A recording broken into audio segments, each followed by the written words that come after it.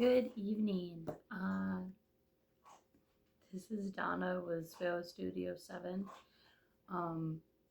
And I wrote a book. And it came today, and if you saw my video earlier, I was super excited. My uncle says that I sounded like Gollum in that video, which I find hilarious. So you can tell me in the comments of that video whether I actually sounded like Gollum or not.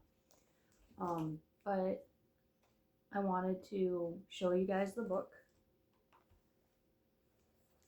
and read the first chapter. My older brother actually designed this map for me, and I have some lovely artwork in the back that's shown throughout the book.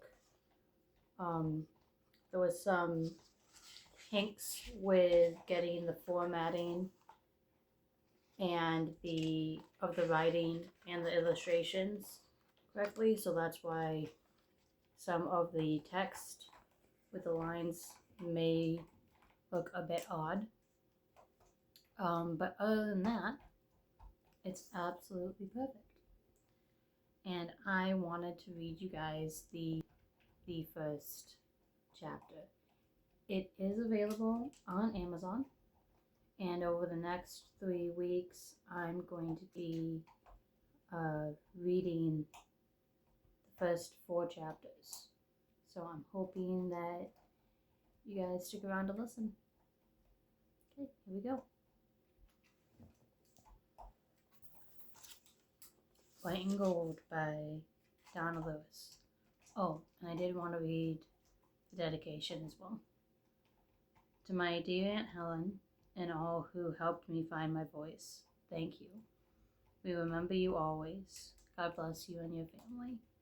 Thank you also to Commas and everyone else who helped me edit and refine this wonderful mess.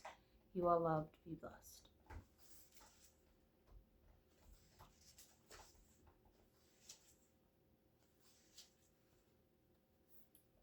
The Girl of White. A long time ago in the capital city of Muna at the edge of the Navarre Mountains, a girl dressed in a white pair of breeches and checkered gold and white shirt felt alone. She did not know how to explain it. People with the white were not allowed to talk. They wrote everything out and hoped for someone to listen. People with the white were not allowed relationships, except servant and master. Neither family nor friends were permitted. They were hardly ever spoken to other than in orders. If someone did learn speech, they were taken away. No one knew what really happened to them, but everyone knew they would never be seen again. As she wrote, her thoughts drifted back to when she was a member of the Gold. She could remember talking. Her parents teaching her to speak and read, the teacher calling on her in class, laughing and running with her mother chasing her in the garden of the royal palace. She remembered a life before they were bears, before her father. No. He had ruined everything, and her mother. No. She was sent away after being driven mad with grief.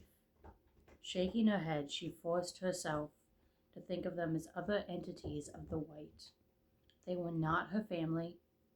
They were beings from which she was formed and created to be a living and breathing servant to the people of the Gold. She wanted nothing more, and they were no longer her family. She had no. She kicked her foot in the sand. Who would want a traitor and a crazy as parents anyways? Not me, she sighed. Never me. Though she did remember what had happened. Members of the white who had not had their memories destroyed by their speech. Writing of it is forbidden. The past is too. Everything she remembered is now forbidden to her new way of life, even her true name. That alone could have her killed if anyone knew. Calloused hands drove her rod into the sand forcefully, writing all the things she could remember. She wrote what she wanted. She wrote what she missed and who she hated. She wrote and wrote and wrote every day she could escape her duties to come here to Lake Cal. This was her favorite place to think. Her old mother used to bring her here. Here she felt less lonely, and her mistress would not be missing her for another hour or so. She thought. Perhaps, too, considering who had been visiting her. Emissaries from the palace were not to be taken lightly, especially ones of the royal guard. I wonder if he sent them. The lake suddenly felt colder. Her chest felt tighter, and she steadied herself on her staff. A film glazed over her eyes as a male face formed in front of them. Breathe! She did. The order was enough. Her lungs collapsed in relief, hungrily sucking in air. When was the last time I breathed? Inhaling and exhaling slowly, she thought shakily. Enough of that. Time to plan. Today is the day. She was sure of it. Today, she was making a list of things she would need to escape. She decided that she was going to run away. This life provided her no protection. People of the white had no rights and were subject to anyone and anything they were ordered to do.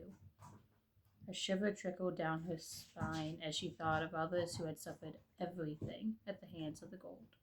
She was close to hating them. No, she did hate them to a point.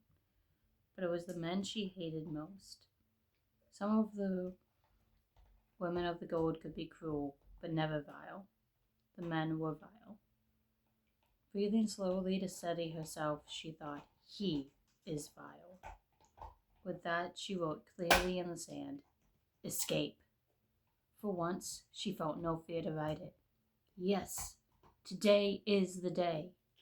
She lifted her head almost unconsciously to celebrate her new courage when out of the corner of her eye she caught a glimpse of gold cloth. Her heart started to race as her eyes were drawn back to what she had read. Escape. Escape? If she could laugh, she would have. Escape. No, I am going to die.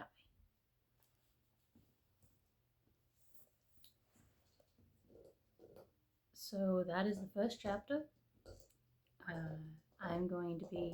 already read the prologue one other night. And I will be reading the next 3 chapters over the course of the next couple of weeks. I hope you guys stick around to listen and consider getting a book off of Amazon. White and Gold by Donna Lewis. Thank you so much for listening.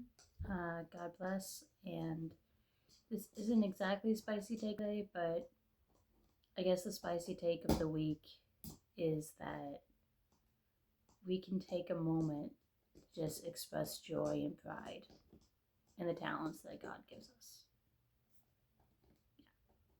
Have a great night.